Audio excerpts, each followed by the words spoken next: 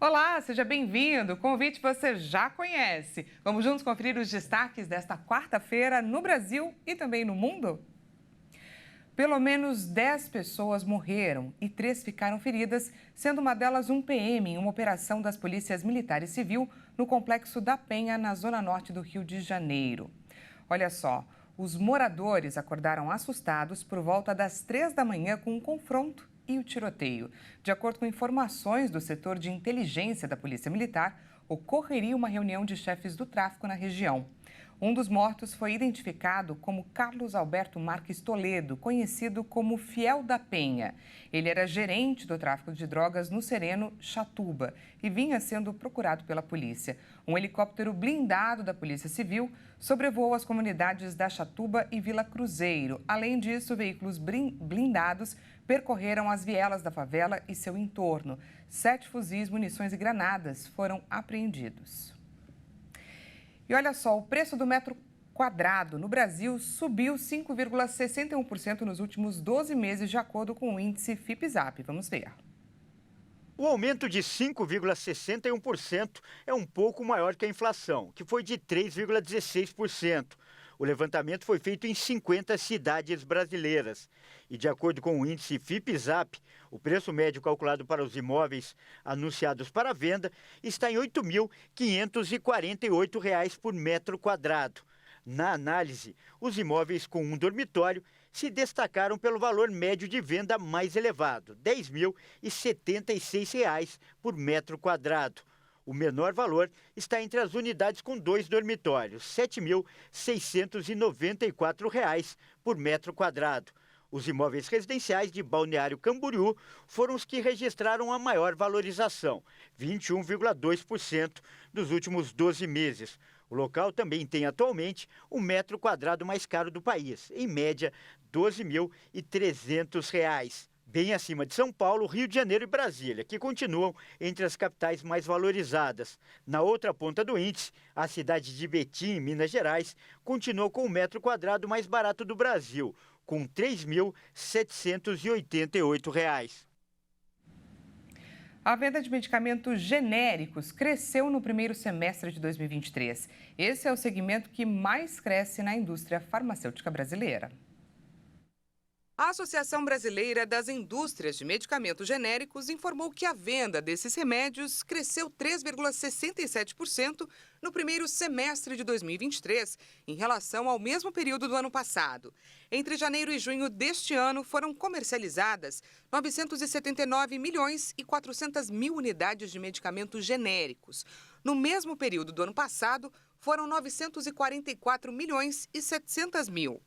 As vendas de genéricos da indústria para o varejo movimentaram 8 bilhões e 800 milhões de reais somente no primeiro semestre deste ano, o que representa um desempenho 16,5% superior ao verificado no mesmo período de 2022, quando foram movimentados 7 bilhões e meio de reais. Os genéricos custam no máximo 65% do valor dos produtos de referência. Com isso, nos 6 primeiros meses do ano, a economia com a venda dos genéricos foi de 19 bilhões e 600 milhões de reais. E em 2022, a economia havia sido de 17 bilhões e 200 milhões de reais. A venda total de medicamentos no país caiu 0,64%, de 2 bilhões e 690 milhões de unidades no primeiro semestre de 2022 para 2 bilhões e 680 milhões até junho de 2023. Os medicamentos que não são genéricos tiveram queda de 2,97% nas vendas. Para muitos, saúde não tem preço. Mas diante dos desafios para manter a saúde física e também a financeira, os medicamentos genéricos têm se tornado uma boa alternativa, como a gente acabou de ver. Mas com o aumento do consumo, ainda surgem as dúvidas. Muitas pessoas questionam a eficiência desse tipo de medicamento. E por isso nós fomos ouvir um especialista, Paulo Zanata, que é farmacêutico. Vamos conferir. O aumento nas vendas dos medicamentos genéricos ocorre principalmente por conta da alta competitividade de preço desses medicamentos frente a outras classes de medicamentos. São medicamentos que geralmente são trabalhados numa faixa de desconto maior, chegando a descontos maiores em comparação às outras classes de medicamentos. São medicamentos que participam de mais ações de promoção, de ofertas, do que os demais medicamentos, por conta de serem medicamentos que geralmente são mais negociados pelo varejo farmacêutico, então consegue-se preços melhores, ações de preços melhores, tornando o custo desse medicamento bem mais acessível para a população do que os medicamentos de referência. Quanto ao uso, o paciente que for prescrito um medicamento genérico, ele pode ficar tranquilo quanto à efetividade do seu tratamento. O medicamento genérico, por lei, para ser comercializado, ele precisa provar por teste de bioequivalência, biodisponibilidade, que ele é um medicamento que vai ter a mesma ação do medicamento de referência. Ele é testado, essa efetividade dele é garantida para que o medicamento possa ser comercializado. Então, quando o prescritor passa um medicamento genérico para o paciente, ele pode optar por essa opção mais barata, se o médico der essa opção para ele, porque ele pode ficar tranquilo que vai ser um medicamento com a mesma efetividade do medicamento original. E no destaque internacional, a ONU informou nesta quarta-feira que mais da metade do combustível que estava nos tanques de um petroleiro em péssimas condições na costa do Iêmen foi transferido para outro navio. Na semana passada, teve início a operação de traslado do equivalente a mais de 1 milhão de barris de petróleo do navio FSO Safer, um petroleiro que estava atracado desde a década de 1980 em frente ao porto de Hodeida. A manutenção da embarcação foi interrompida em 2015 como consequência da guerra no Iêmen. Um vazamento de petróleo provocaria estragos na fauna e na flora do país, entre as comunidades de pescadores e nos principais portos do Iêmen. Além disso, poderia causar interrupções do tráfego marítimo internacional entre o Estreito de Bab al-Mandeb e o Canal de Suez, que leva ao Mediterrâneo.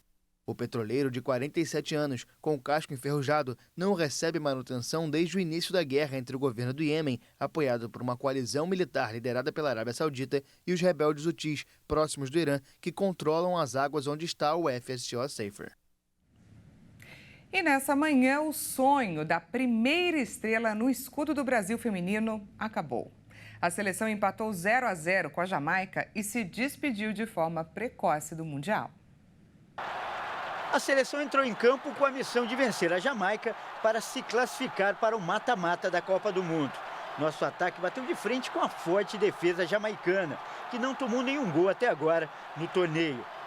Mesmo com a experiência da Rainha Marta, a seleção se mostrou muito impaciente e nervosa em toda a partida. O Brasil até conseguiu chegar ao ataque, mas a afobação se transformou em drama com o andamento do relógio. E a cada minuto, a maior jogadora da história da modalidade via o sonho mais distante.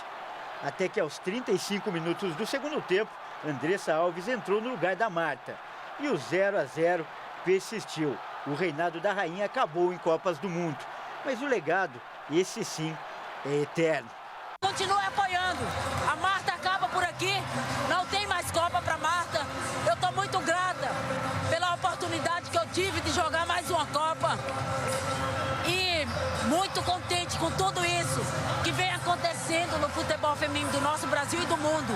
Continue apoiando, porque para elas é só o começo. Para mim, é o fim da linha agora. Obrigada.